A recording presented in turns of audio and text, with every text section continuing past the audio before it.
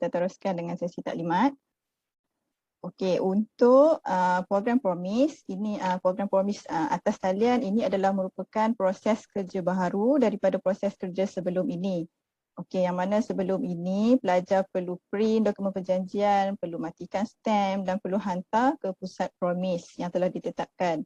Tapi mulai tahun ini kita telah gunakan sistem sepenuhnya untuk proses tanda tangan pada dokumen perjanjian. Okey, di sini sistem yang terlibat adalah 3 sistem, iaitu e-penawaran, MyTrust ID dan juga e-Promise. Okey, beri perhatian ya kepada para pelajar akan mula dengan sistem e-penawaran. Okey, di mana di sini pelajar perlu lengkapkan langkah 1 hingga langkah 5 sebelum boleh teruskan ke e-Promise. Okey, di langkah kedua, pelajar perlu mendaftar untuk mendapatkan sijil digital dan juga pengesahan ID sebelum boleh log masuk ke e-Promise. Okey, pendaftaran ni boleh dibuat melalui portal MyTrust ID ataupun di mobile apps, boleh cari di Google Play Store ataupun Apple Store MyTrust ID. Okey, di sini juga penjamin juga perlu mendaftarkan sebelum boleh log masuk ke e-Promise.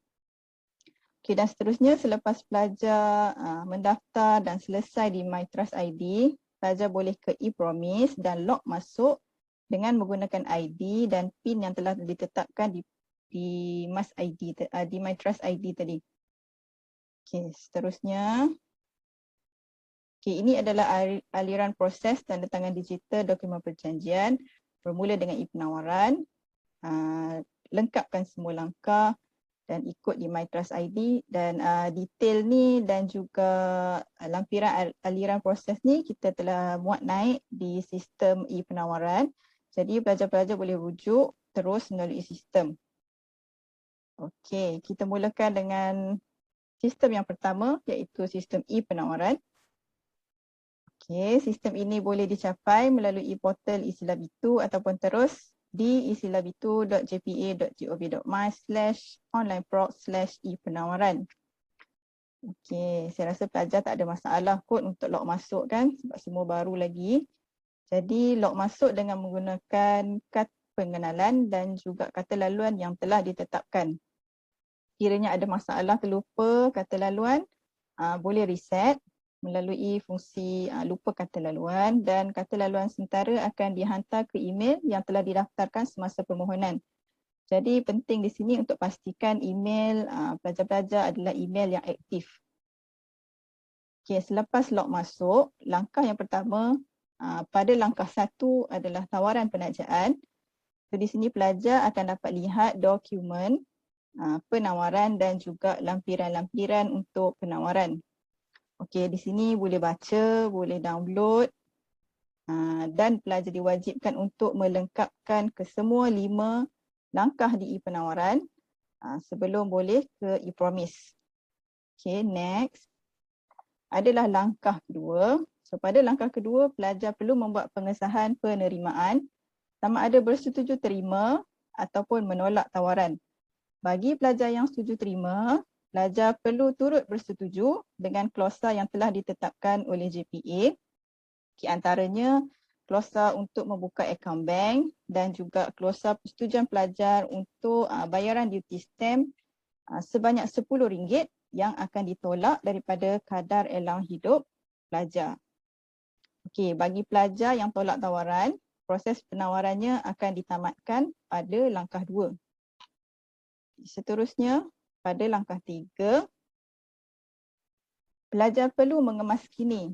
Ini adalah wajib untuk kemaskini maklumat peribadi dan maklumat waris. Okey, maklumat-maklumat yang ada di e-penawaran adalah maklumat yang diberikan semasa permohonan. Jadi sekiranya terdapat perubahan email, terdapat perubahan alamat, pelajar boleh kemaskini di langkah 3. Kiranya pelajar tidak mengemaskini dan melengkapkan maklumat di langkah 3, pelajar tidak boleh teruskan untuk tanda tangan di sistem e-Promise. Okey, untuk maklumat peribadi, pastikan nombor MyCard dan nama penuh adalah sama seperti di MyCard. Okey, betul-betul ejaannya. Kalau ada binti, letak binti, ejaan tu penuh. Mesti sama dengan MyKad. Okey, ini adalah untuk melancarkan proses pendaftaran di sistem MyTrust ID. Okey, untuk alamat email pun, pastikan alamat email adalah aktif untuk menerima notifikasi dan juga salinan dokumen perjanjian setelah lengkap kesemua tanda tangan. Okey, untuk maklumat waris juga, pelajar boleh mengemas kini maklumat ibu, bapa atau waris yang terdekat dan yang berkaitan. Okay. Seterusnya, pada langkah keempat adalah merupakan maklumat penjamin. Okey, maklumat penjamin juga adalah penting sebelum pelajar boleh meneruskan ke sistem e-promise. Okey, semasa pelajar klik pada maklumat penjamin, akan ada pop-up syarat-syarat penjamin. Okey, syaratnya adalah warga negara, pendapatan, status kewangan dan umur. Okey, pengecualian syarat ini hanyalah kepada ibu bapa ataupun penjaga yang sah. Okey, maksudnya kalau ibu bapa ataupun penjaga tu tak terpakailah 4 syarat di atas. Okey, maklumat penjamin juga adalah maklumat yang penting sebelum pelajar boleh meneruskan untuk klik dokumen perjanjian dan login ke sistem e-promise. Okay, kegagalan memberikan maklumat ini boleh mengakibatkan penawaran ini dibatalkan. Okey. Sama juga seperti maklumat peribadi dan maklumat waris, pastikan nama penjamin adalah sama seperti di MyKad. Nama dan nombor kad pengenalan. Okey, email juga pastikan email yang aktif untuk penjamin menerima notifikasi selepas pelajar selesai tanda tangan. Okay.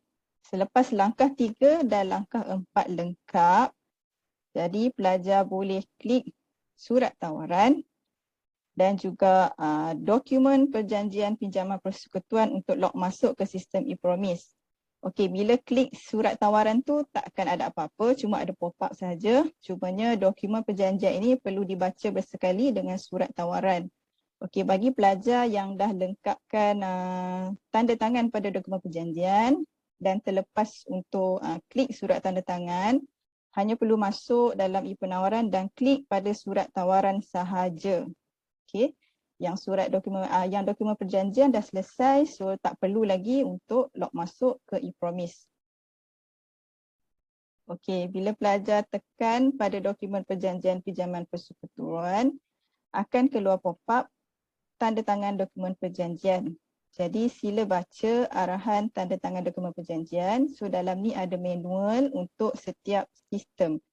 Sistem e-penawaran, sistem MyTrust ID dan juga sistem e-promise. Okey, selepas itu butang tanda tangan dokumen perjanjian akan diaktifkan. Jadi pelajar boleh klik pada butang tanda tangan dokumen perjanjian dan pelajar akan dibawa ke sistem e-promise. Okey, di sini pelajar tak boleh log masuk menggunakan ID dan juga kata laluan e-penawaran. Okey, apa yang berlaku di sini? Ada arahan di muka hadapan e-promise. Pelajar perlu mendaftar sijil digital dan membuat pengesahan ID melalui portal MSc Trustkit ataupun melalui aplikasi mobile. Okey, jadi kita okey. Dalam masa yang sama, bila pelajar tekan e-promise tu, pelajar akan menerima email notifikasi bahawa anda mempunyai dokumen perjanjian yang belum ditandatangan dan log masuk ke e-promise untuk menurunkan tanda tangan. Okay, di dalam email juga dinyatakan pastikan anda telah mendaftar sijil digital melalui msctrustkit.com Sdn Bhd. Okey, seterusnya adalah sistem MyTrust ID. Okey, pelajar boleh membuat pilihan sama ada melalui portal ataupun mobile apps. Okey, bagi yang tak ada masalah, boleh terus guna mobile apps.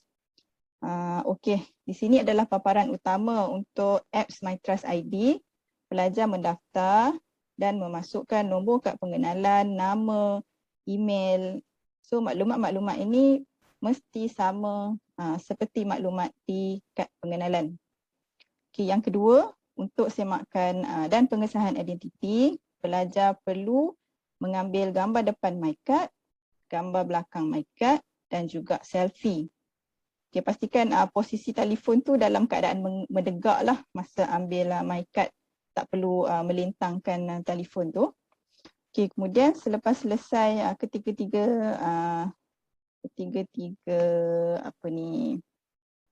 gambar, okay, pelajar akan menerima OTP, SMS OTP. Okey, bagi yang menggunakan mobile apps, OTP tu akan diterima melalui telefon. Tapi yang daftar melalui portal, OTP akan diterima melalui email. Jadi semak juga folder spam ataupun folder junk sebab ada kemungkinan jugalah akan terima melalui folder-folder tu. Okey.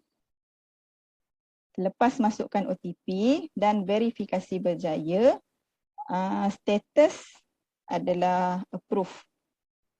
Okey, bila status approve, boleh tetapkan 6 digit PIN digital.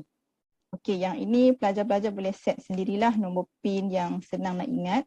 Okey, pastikan PIN ni, ingatlah sebab PIN yang sama akan diguna semasa log masuk e-promise. Okey, bagi status pending, proses verifikasi ni akan dijalankan secara manual. Okay, yang ini nanti MSC Trustkit akan membuat verification dan proses ini akan mengambil masa 3 ke 5 hari waktu bekerja. Okey, selepas approve, okey, pelajar-pelajar dapat lihat di apps ini ada sertifikat. Okey, langkah seterusnya, pelajar-pelajar perlu add digital ID, penawaran Jabatan Perkhidmatan Awam. Okey, bila sijil tu dah ditambah dalam apps ni, barulah proses pendaftaran ID di MyTrust ID ni selesai. Okay, kemudian pelajar boleh log masuk ke epromise.jpa.gov.my. Okey, log masuk ni adalah menggunakan nombor kad pengenalan dan 6 digit PIN yang telah disetkan sendiri oleh pelajar. Okey, bila dah masuk paparan utama di sini, pelajar akan dapat lihat dokumen yang belum tanda tangan. Okey, klik terperinci. Okey, akan keluar paparan pending dokumen.